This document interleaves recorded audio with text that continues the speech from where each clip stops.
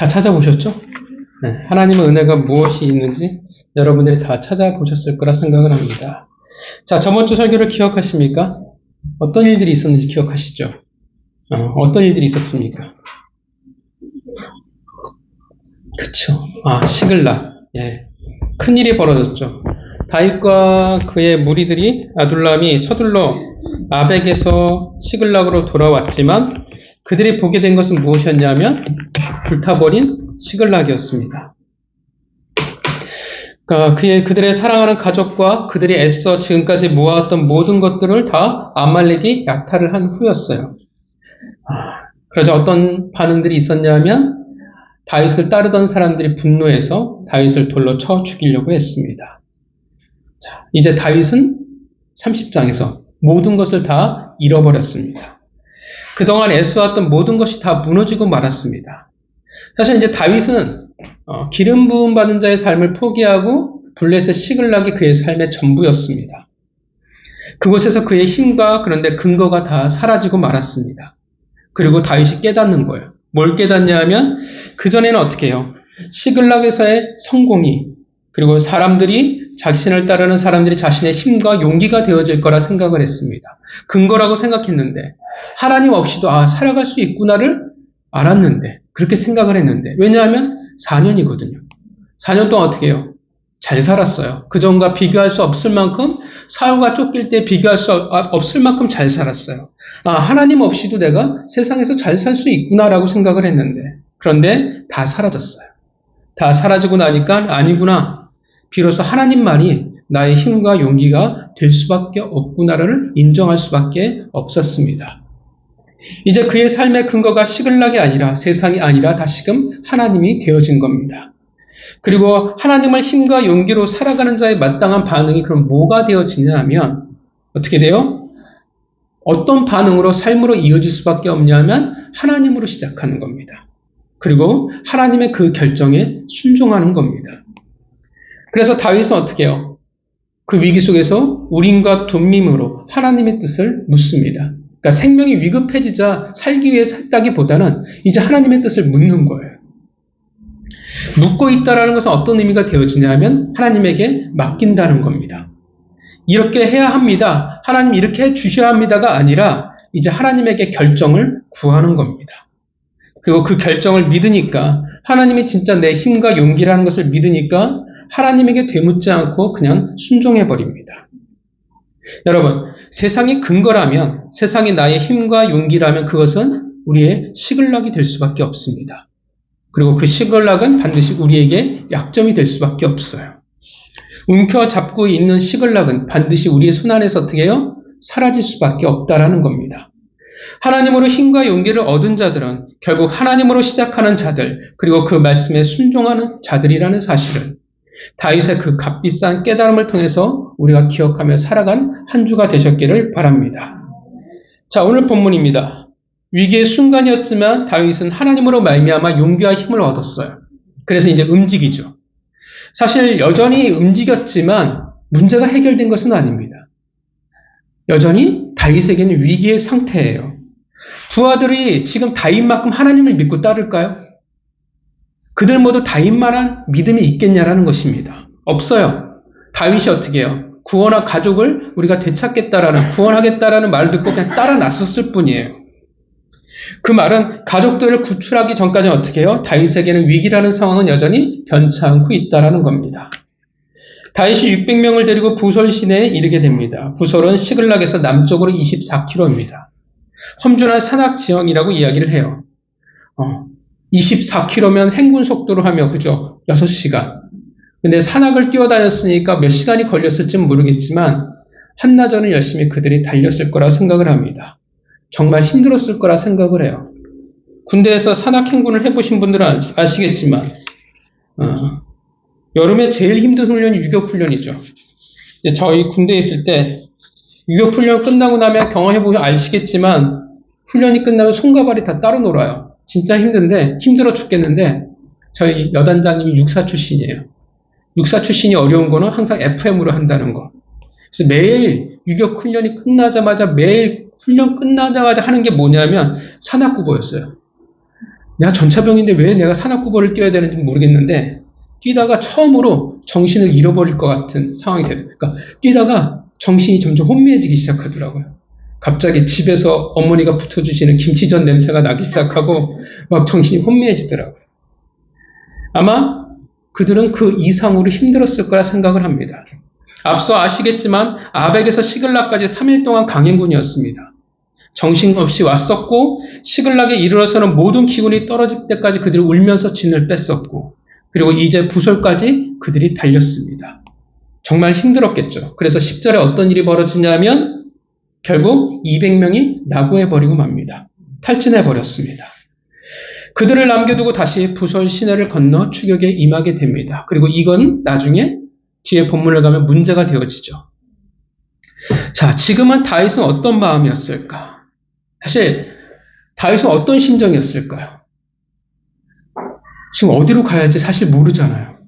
그죠? 400명을 달고 지금 가족을 구원하겠다고 정신없이 뛰고 있지만 사실 어디로 가야 할지는 사실 모르는 상태예요. 대충 남쪽이겠지라고 생각하고 그냥 달려온 것일 뿐입니다. 지금 뒤따라오는 400명이 일단은 가족을 구해야 하니까 다윗을 따르고 있을 뿐이에요. 만약에 이 위기 상황이 해결된 것이 없다고 하면 어떻게 되겠습니까? 만약 가족을 구하지 못한다고 하면 다윗은 돌로 맞아 죽을 겁니다. 하나님이 분명 말씀하셨죠. 구할 수 있다고 말씀하셨지만 우리가 가장 듣기 원하는 것, 언제 어디서라는 말씀을 하시질 않으셨어요. 그러니까 여전히 위기 상황은 해결된 것이 없는 상태였습니다.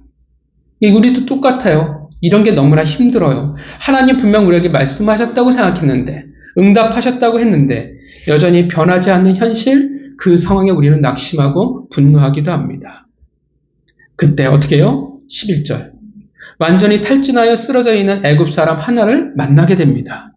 그를 다윗에게 데려다가 떡을 주고 물을 마시게 하고 무화과와 건포도를 먹입니다.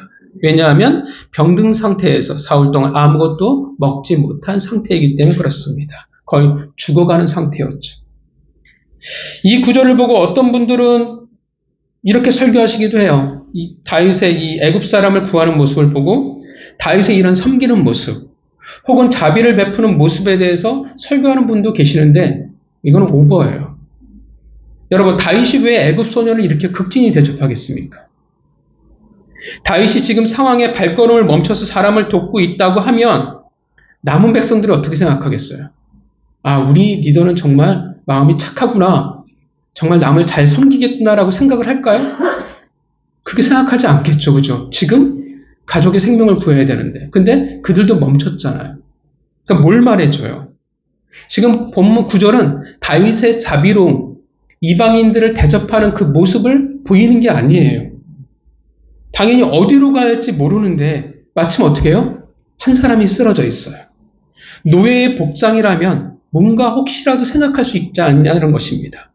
내가 지금 어디로 갈지 모르는데 누군가를 만나면 어떡하겠어요? 혹시 아말렉 사람들을 이 사람이 보지 않았을까? 더군다나 뜬금없이 광야 한가운데 어떻게 해요? 종의 복장을 하고 있는 사람이라고 하면 더더욱 그렇게 생각하지 않겠냐라는 것입니다.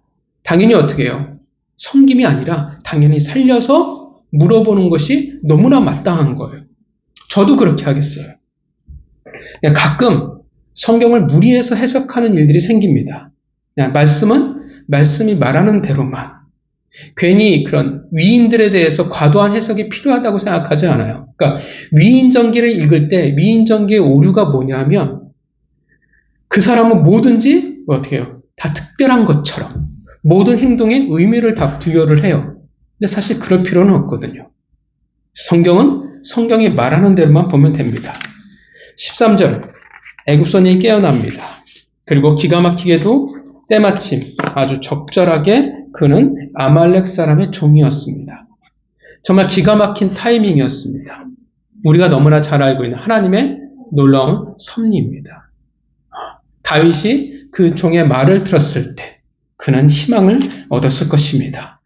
그를 통해 아말렉을 추격할 수 있었고 그리고 그들이 있는 곳에 이를 수 있었습니다. 그리고 또 마침 어떤 일이 있었어요? 16절에 그들은 크게 약탈함으로 엄청난 성공으로 먹고 마시고 춤을 추고 있습니다. 그 말은 그들이 무방비 상태가 되었다라는 것을 말해줍니다. 17절, 다윗은 서두르지 않아요. 왜냐하면 사실 다윗이 따르고 있는 병력은 소수이고 이미 어떻게 해요? 지칠 대로 지친 상태이기 때문에 기다립니다. 가장 취약한 시간, 새벽에 그들을 습격해 이튿날 꼬박 하루 동안 그들을 쳤고 대승을 거두게 됩니다. 낙타를 타고 도망한 400명을 제외한 모두를 물살해버리고 맙니다. 400명을 데리고 대승을 거둔 겁니다. 마치 누구를 떠오르게 하냐면 기드온을 떠오르게 합니다. 18절, 그들이 약탈했던 모든 것과 가장 중요한 가족들을 다 되찾습니다. 놀랍게도 아무것도 잃은 것이 없이 모두 다윗이 도로 되찾습니다. 본전만 찾은 것이 아니죠. 블레셋 사람의 남방과 유다 지방 갈렙 남방을 약탈했던 그 모든 것들을 어떻게 해요? 다윗이 다 차지했습니다. 다윗의 전리품입니다. 본문은 비극으로 시작했지만 마무리는 해피엔딩으로 마무리를 내리게 됩니다. 자, 이 본문을 통해서 하나님은 우리에게 무엇을 말씀하고 있을까요? 여러분, 오늘 본문을 통해서 무엇이 가장 두드러지게 보이냐 하면 위기죠. 오늘 본문만이 아니라 사실 29장부터 다윗의 지금 인생이 어떻게 되었냐면 완전히 하락이에요. 위기로 치닫고 있습니다. 29장부터 보면 고난이요, 인생의 벽을 만나는 상황이었습니다. 그 전의 상황은 어떤 상황이었냐면 그래도 어떻게 해요? 다윗이 자신의 힘으로 어떻게든지 해결해 나갈 수 있는 문제들이었어요. 블레셋이라는 타국에서 성공을 했고 정말 자수성가를 했던 사람이었습니다. 실력도 있고 노력도 할 줄 아는 사람이었어요. 그러다가 이제 어떻게 되어지냐면 노력으로도 어떻게 자신의 뭐로도 정말 이제 더 이상 어떻게 할 수 없는 상황을 만난 겁니다. 사실 29장부터 그 상황을 만난 거예요. 29장에서 블레셋과 더불어 이스라엘과의 전장에 나가는 그 상황. 이건 다윗이 어떻게 스스로 해결할 수 있는 문제가 아니었습니다. 그런데 위기였지만 사실은 기회였어요. 왜냐하면 더 이상 한계를 맞아 어찌할 수 없을 때 도우시는 하나님을 깨달을 수 있는 기회였는데 돌이켜야 했었는데 그런데 다윗은 어떻게 해요? 그러지 못하였기 때문에 더 큰 한계를 만날 수밖에 없었습니다. 결국 30장에 이르러서 어떻게 돼요? 그의 잘못된 선택으로 말미암아 모든 것을 다 잃어버리게 됩니다. 29장부터 그 고난 혹은 스스로 자업자득의 한계를 맞이하고 있습니다. 모든 것이 어떻게 해요? 다 끝나버린 것 같고 다 잃어버린 것 같습니다. 그런데 29장부터 30장을 보면 잘 보면 그 한계, 절망만이 있는 것은 결코 아니라는 것입니다. 그 고난과 함께 뭐가 있어요? 하나님의 놀라운 은혜가 있다라는 것입니다. 자, 하나님이 어떤 본문에서 어떤 은혜를 주고 계실까요? 먼저 29장에서는 어떤 은혜가 있었어요? 말도 안 되는 하나님의 개입이 있었죠. 블레셋 사람들을 통해서 이스라엘과의 전쟁을 피할 수 있는 길을 주셨습니다. 그리고 29장에 또 하나의 은혜가 있었어요. 어떤 은혜가 있었으면 기억하시겠지만 아기스가 말하죠. 너희는 새벽에 일어나서 밝거든 곧 떠나라. 어떤 은혜가 되어집니까? 아슬아슬하게 아말렉을 쫓을 시간을 만들어줍니다. 자, 30장에서는 그럼 아까 여러분들이 찾아보셨죠. 어떤 일들이 고난과 함께하고 있을까요? 어떤 은혜가 있을까요? 그쵸, 애굽 사람을 만난 것. 또 뭐가 있을까요? 그렇죠. 한 사람도 죽지 않았다라고 굳이 성경이 말하고 있어요. 또 뭐가 있을까요? 예, 싸우지? 아, 그렇죠. 다툼이 없었어요. 또 뭐가 있을까요?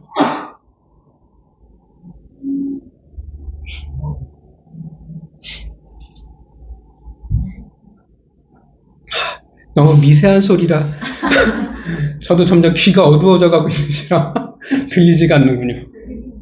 그쵸, 전리품을 얻었어요. 네. 자, 어떤 일들이 고난과 지금 30장에 계속 함께하고 있냐면 2절에 아까 이야기했던 표현이 있죠. 그냥 다 사로잡았다라고 표현하지 않습니다. 한 사람도 죽이지 않았다라고 표현을 해요. 뭐냐면 희망이에요. 7절에 절대절명의 위기 순간에 그에게는 어떻게 해요? 사울에게 없던 것이 있었습니다. 뭐가 있었냐면 제사장 아비아달과 그가 가지고 있는 에봇에 있는 우림과 둠밈이 마침 그 자리에 있었습니다. 11절 믿음으로 떠나긴 했지만 어디로 가야 할지 몰랐을 때 마치 누가 있었냐면 아말렉의 애굽 소년이 있었습니다. 16절. 다윗과 400명은 매우 지친 상태였죠. 사실 아말렉과 사울 전력의 그 전력차가 상대도 되지 않는데 어떻게 그들이 사랑하는 자들을 구원할 수 있었냐 하면 마침 다윗이 도착했을 때 그들은 술에 취해 무방비한 상태가 되고 말았습니다. 되게 신기해요. 분명 다윗이 어찌할 수 없고 감당할 수 없는 위기였고 고난이었고 인생의 한계였습니다. 인생의 바닥이었는데 그것과 함께 계속 본문은 무엇을 우리에게 보여주고 있냐면 은혜예요. 소망이라는 은혜가 그 고난 사이사이에 계속 어떻게 해요? 고난과 같이 놓여져 있다는 것입니다. 고난이었는데 무엇으로 이어지냐면 소망으로 이어지고 있어요. 마치 고난과 소망이 어떻게 해요? 한 세트인 것처럼 본문이 그렇게 보여주고 있다는 것입니다. 왜 소망이 있습니까? 하나님은 고난 속에 그냥 두시지 않기 때문에 그래요. 고난을 통해 우리는 그 한계를 통해 우리는 하나님과 가까워질 것이고 그리고 그만큼 우리는 하나님이 예비하신 소망을 만나게 되기 때문에 그렇습니다. 우리는 절망이라고 말해요. 우리는 한계라고 말하지만 믿는 자에게는 그것이 전부가 될 수 없다라는 것입니다. 믿으십니까? 그 증거가 우리예요. 그죠? 우리가 다 어떻게 해요? 인생의 한계를 경험했고 절망을 겪어왔습니다. 끝났다고 생각했는데 어떻게 해요? 끝나지 않고 우리는 계속 이어져 가고 있습니다. 왜 그것이 가능했냐면 하나님이 택하셨고 하나님이 사랑하셨기 때문에 그렇습니다. 하나님이 택하고 사랑했다는 뜻은 뭡니까? 자녀됨의 권세가 뭐예요? 하나님은 결코 포기하시지 않는다라는 것입니다. 다윗이 하나님의 길을 벗어나고 하나님을 외면했지만 하나님은 여전히 다윗의 곁을 지키셨습니다. 그가 올바른 길로 가게 하기 위해서 다윗의 죄를 통해 절망을 허락하셨습니다. 아파야 비로소 보게 되는 것이 사람의 죄성입니다. 본능이에요. 그에게 고난을 만나게 하셨지만 그것이 전부가 아니었어요. 죄로 말미암아 벌을 받게 하는 것이 목적이 아니었어요. 그래서 무엇을 두시냐 하면 그 고난 속에 소망이라는 기회를 하나님이 두시는 것입니다. 다윗에게는 아무것도 보이지 않는 지륵 같은 어둠이었겠지만 그것이 전부였기에 대성통곡을 했겠지만 끝났다라고 무너졌을지는 모르지만 하나님은 여전히 소망을 그 기회를 포기하시지 않으셨습니다. 그 연단을 넘어 비로소 믿음의 눈을 바라볼 때 하나님의 놀라운 은혜를 만나게 되는 것입니다. 우리는 이것을 이렇게 말할 수 있어요. 되게 익숙한 성경 구절입니다. 로마서 5장 3절부터 4절입니다. 찾아볼까요? 로마서 5장 3절부터 4절입니다. 로마서 5장 3절부터 4절입니다. 로마서 5장 3절부터 4절 말씀입니다. 로마서 5장 3절부터 4절 말씀 읽겠습니다. 시작. 정말 이쁘다니라 우리가 환난 중에도 즐거워하니 이는 환난은 인내를 연단은 소망을 이루는 줄 압니다. 믿으시죠? 환난이 고난이 무엇으로 이어져요? 소망으로 이어져 간다라는 것입니다. 다윗의 고난이 연단으로 그리고 소망이 되어진 것입니다. 그래서 고린도전서 10장 13절의 이유가 되어지는 거예요. 10장 13절 찾아보겠습니다. 고린도전서 10장 13절입니다. 고린도전서 10장 13절입니다. 고린도전서 10장 13절 말씀 읽겠습니다. 사람이 감당할 시험 밖에는 너희가 당하는 것이 없나니 오직 하나님을 믿으사 너희가 감당하지 못할 시험 당함을 허락하지 아니하시고 시험 당할 즈음에 또한 피할 길을 내사 너희들이 감당하게 하시느니라. 우리가 감당할 수 있는 시험은 없어요. 우리가 인생의 절망에서 우리가 해결할 수 있는 것은 없습니다. 왜냐하면 진짜 끝난 것 같거든요. 답이 보이지 않거든요. 정말 한 발자국도 보이지 않거든요. 그런데 그것을 우리가 감당할 수 있는 이유는 뭐냐면 하나님께서 피할 길을, 소망을, 우리에게 기회를 주고 계시기 때문에 그렇습니다. 그래서 우리는 시편 23편의 4절의 말씀을 우리가 고백할 수 있는 거예요. 내가 사망의 음침한 골짜기를 다닐지라도 해를 두려워하지 아니하는 것은 주께서 나와 함께 하심이라. 주의 지팡이와 막대기가 나를 아니하시나이다. 오늘 이 사건이 그것을 다윗에게 그리고 우리에게 보여주고 있는 거라는 것입니다. 그래서 한 사람도 죽지 아니었다라는 소망을 말하고 있습니다. 때마침 애굽 소년을 예비하셨습니다. 아말렉은 이미 무장 해제 상태였습니다. 짙은 어둠만이 가득했는데 더 이상 어떻게 해요? 다윗이 해결할 수 있는 방법이 더 이상 없었는데, 보이지 않고 알 수도 없었는데, 할 수 있는 게 없어서 발만 동동거리는 상황이었는데, 그렇게 심판 속에서 이제 사라져가야 할 텐데, 하나님은 여전히 은혜를, 소망을 두고 계셨습니다. 다윗이 그 연단 가운데 눈을 들었을 때, 순종했을 때, 고난이 어떻게 뭐로 바뀌어요? 소망으로 바뀌어 나가기 시작을 합니다.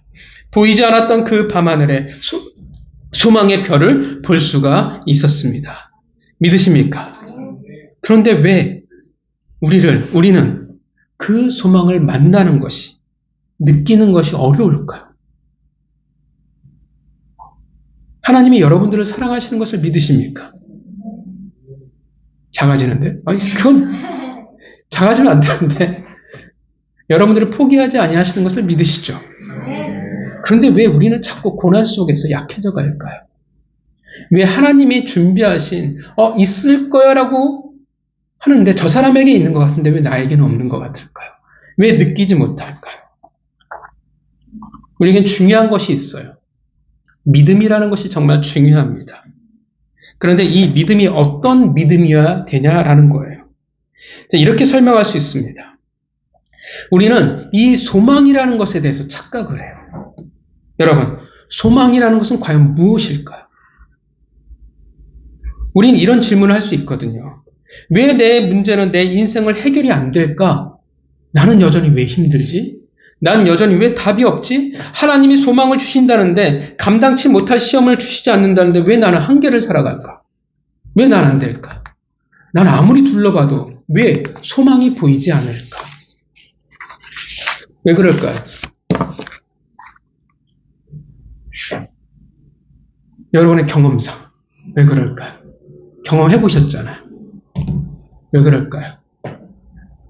크게 두 가지로 생각해 볼 수 있겠죠. 아직 때가 되지 않아서, 밤하늘의 소망을 보기에는 아직 시간이 되지 않아서, 아직 때가 이르지 않아서, 아직은 어떻게 해요? 부설 시냇가를 향해 달려가야 하니까. 그리고 또 하나 중요한 또 한 가지는 우리는 소망에 대한 오해를 가지고 있기 때문에 그렇습니다. 여러분, 우리가 생각하는 소망이란 과연 뭘까요? 여러분이 가지는 인생의 절망 가운데 소망이라는 게 뭘까요? 그쵸, 기적. 로또? 좋은 꿈 꾸시면 로또 사십니까? 자, 우리에게 소망이란 뭘까요? 절망 가운데, 인생의 한계 가운데 벽을 만났을 때 여러분은 어떤 소망을 가지고 계십니까? 잘 해결되어져 가는 것. 다윗의 인생 그 상황 가운데 인생의 나락과 절망과 한숨에 처해 있을 때 우리의 소망이라는 것은 과연 무엇일까? 내 인생의 어려움을 넘어가는 것. 내가 지금 처한 이 상황, 문제를 해결하는 것. 내가 꿈꾸고 소망하는 것들을 이루는 것. 소위 한마디로 내 인생이 업그레이드 되는 것들을 우리는 소망이라고 생각을 합니다. 물론 틀린 것은 아니에요. 분명 그럴 수도 있고요. 본문도 그렇기도 하기 때문에 그렇습니다. 그런데 기억해야 할 것은 하나님의 왜 고난 속에 소망을 두시냐라는 겁니다.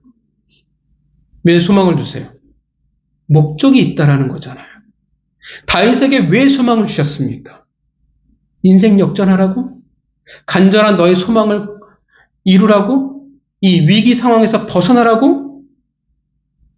하나님이 다윗에게 소망을 주셨을까요?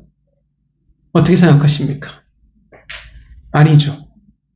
그건 소망이 아니에요. 본문에서의 소망이란 뭡니까? 왜 일찍 집에 갈 수 있게 해주셨어요? 왜 죽지 않고 살려두었을까요? 왜 우림과 둠밈이 있었을까요? 왜 애굽 소년을 만나게 하셨을까요? 왜 적은 무방비 상태였을까요? 단지 다윗의 인생의 위기를 해결하는 것이 전부가 아니었어요. 그게 목적이라면, 위기를 겪지 않는 것이, 해결하는 것이 목적이었다면 아예 처음부터 해결해 주셔야죠. 처음부터 아말렉이 쳐들어오지 못하게 막아주셨어야죠. 애국 군대를 막았던 것처럼 불기둥으로 막아버리면 되잖아요. 근데 그렇게 하지 않으신 것은, 지금 중요한 것은 다윗이 겪고 있는 인생의 문제보다도, 절망보다도 무엇이 더 중요하냐 하면, 무엇이 더 중요해요? 다윗이 이 소망을 통해 원래의 자리로 되돌아오는 것. 다시금 하나님과의 관계를 회복하는 것이 중요합니다. 다시금 기름 부음 받은 자로서의 삶과 그 방향을 가져야 돼요.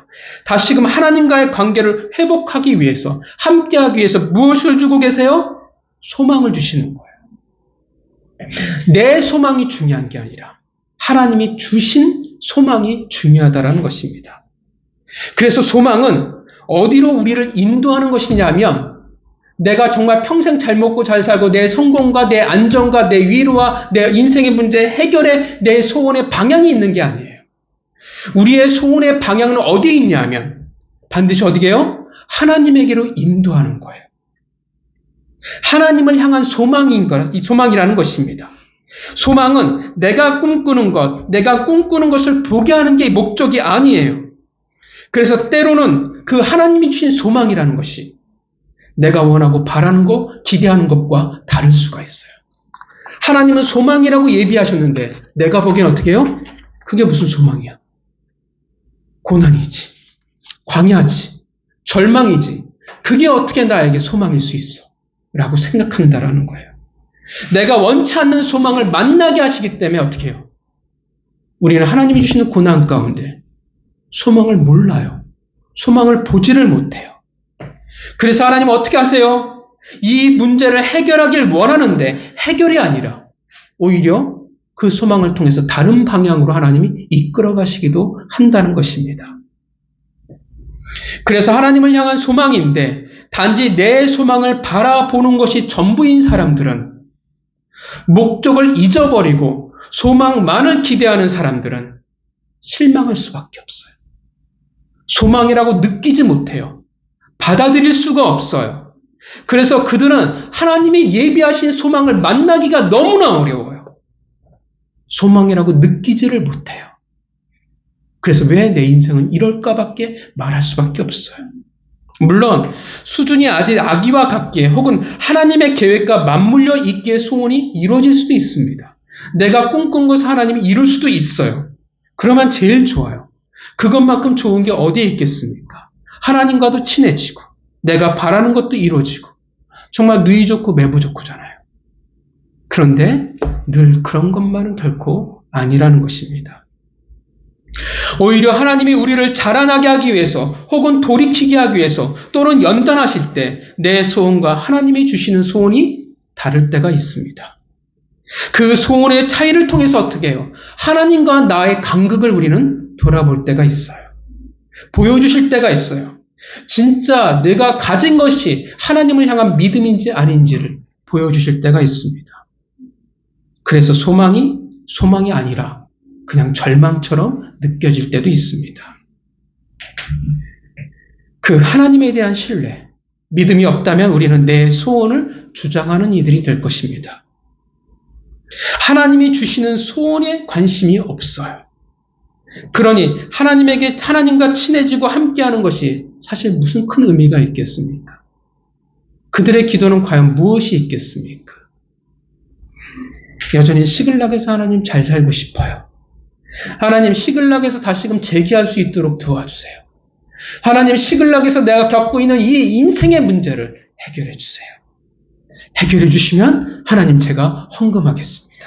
하나님 이 시글락에서의 삶을 또 바라고 저는 또 바라고 있습니다. 여러분 그 소망이 하나님의 소망과 무슨 상관이 있겠습니까? 하나님이 그 소망을 들어줘야 될 이유가 무엇이 있겠습니까? 또 다른 고난이 필요할 뿐이에요. 언제까지? 그 소망을 만날 때까지. 내가 바라는 소원이 우리가 절대적이 되어버릴 때, 하나님 반드시 이것이 이루어져야 됩니다라고 내가 주장하기 시작할 때 정작 우리는 하나님의 소망을 만나기가 어려워지기 시작합니다. 하나님의 소망은 마음에 들 수가 없어요. 그게 누구냐 하면 바로 사울이었습니다. 사울은 그 절망적인 상황에서 어떻게 해요? 하나님의 소망을 만나지 못했습니다. 왜냐하면 그가 원하는 소망이 아니었기 때문에 그래요. 그가 원하는 것은 뭐였어요? 그의 소망은 뭐였습니까? 그렇죠. 하나님과의 관계가 아니었어요. 하나님이 주시는 소원에 관심이 있는 것이 아니라 내가 꿈꾸는 소원에만 여전히 관심이 있었어요. 이스라엘의 왕. 그래서 그는 하나님이 사실 필요 없는 자였어요. 그에게 필요한 것은 자신의 소원을 이루어줄 신이 필요할 뿐이었습니다. 그래서 어디로 가요? 엔게디 무당을 찾아가는 거예요. 왜냐하면 내 소원을 이루어주면 되니까. 그래서 사울은 고난 속에 두신 하나님의 소망을 만날 수가 없었습니다. 그래서 그의 인생은 어떻게 해요? 그냥 절망인 거예요. 다윗도 만약 사울과 똑같이 했더라면 사울과 똑같이 그는 소망을 만날 수가 없었을 것입니다. 하나님은 우리를 사랑하사 고난이라는 어둠 속에 소망을 두셨습니다. 믿으십니까?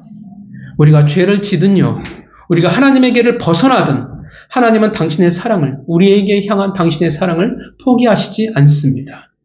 그것이 택한 자의 복이에요. 그래서 우리가 뻔뻔하게 하나님에게 다시 돌아올 수 있는 근거이기도 합니다. 그렇게 우리에게 그 절망을 넘어 고난이라는 광야 속에 하나님은 늘 한 줄기 소망을 우리에게 두십니다. 고난이라는 시간을 통해 우리를 연단해 나가시고 정금과 같이 만들어 나가십니다. 하나님이 준비하신 그 소망을 만나게 하십니다. 이제 우리의 몫이에요. 사울처럼 끝까지 자신의 소원을, 내가 꿈꾸는 소망을 내가 바라볼 것이냐, 아니면 다윗처럼 하나님이 내게 주시는 그 소망을 바라볼 것이냐. 선택의 몫은 각자의 것이 되어집니다. 물론 하나님을 믿었으니까 당장 그 소망을 내가 만날 수 있냐? 아니에요. 다윗도 그렇지 않았습니다. 믿음으로 먼저 순종하고 난 이후였어요. 시간이 필요해요. 부솔 시냇가를 건너야 하는 그 시간들이 필요합니다. 왜냐하면 믿음이라는 것은 반드시 뭐와 연결되어지냐 하면 시간과 연결되어져요. 믿음은 어떻게 해요? 시간 속에서 빚어 나가는 것입니다. 오늘 구원받았어요. 그렇다고 내가 믿음이 있다라고 말할 수는 있겠지만 좋은 믿음이냐, 성숙한 믿음이냐라고 말할 수는 없어요. 왜냐하면 시간이 없기 때문에 그렇습니다. 믿음은 삶이라는 그 시간 속에서 빚어내는 것이기 때문에 그렇습니다. 성도 여러분, 여러분들 어떤 삶을 살아가고 계십니까?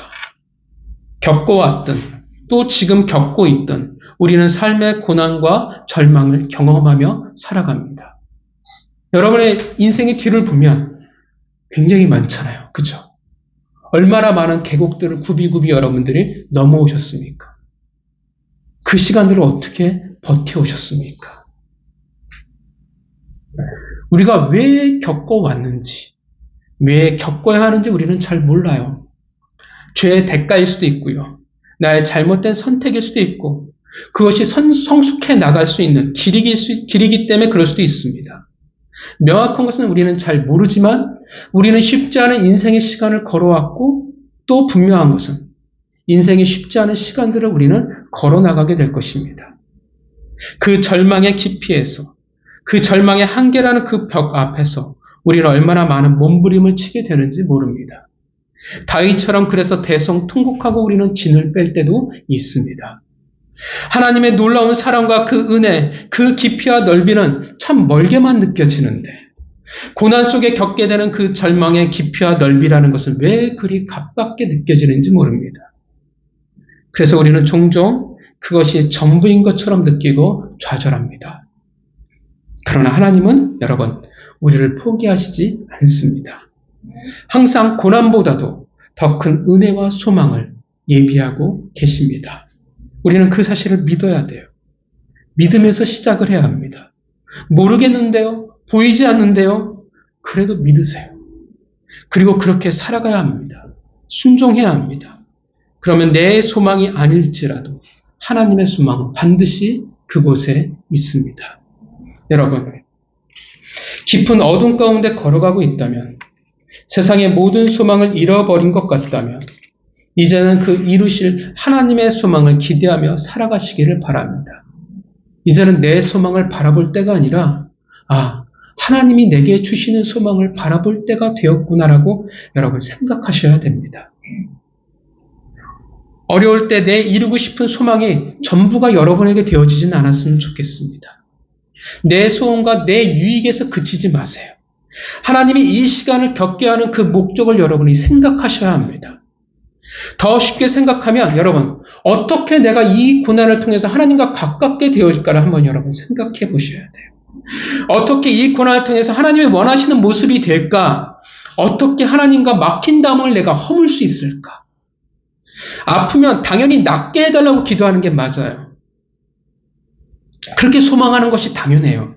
삶이 힘든데 해결해달라고 기도하는 것 또한 당연해요.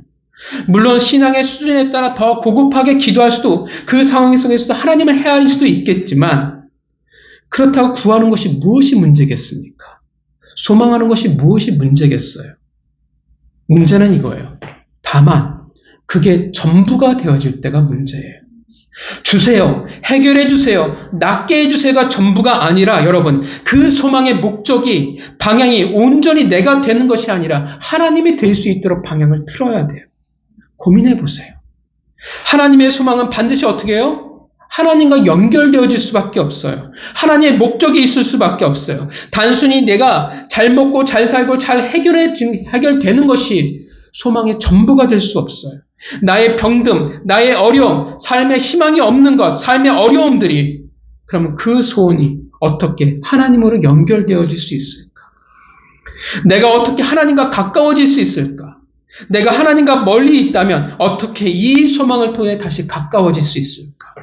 하나님이 이 소망을 통해 어떤 목적을 가지고 계실까? 우리는 고민할 줄 알아야 합니다. 그 고민이 뭐냐면 눈을 들어 하나님을 바라보는 겁니다. 성도 여러분, 하나님이 고난 속에 주시는 모든 은혜는, 소망의 그 빛은 나를 세상으로 인도하기 위함이 아니라 하나님에게 인도하기 위함이라는 사실을 기억하시기를 바랍니다. 그렇게 한 주간 그 고난과 절망 속에 나의 소망이 아니라 하나님의 소망의 빛을 볼 수 있는 성도가 되시기를, 그 믿음의 소망의 삶을 살아가시기를 주님의 이름으로 축원합니다. 기도하겠습니다.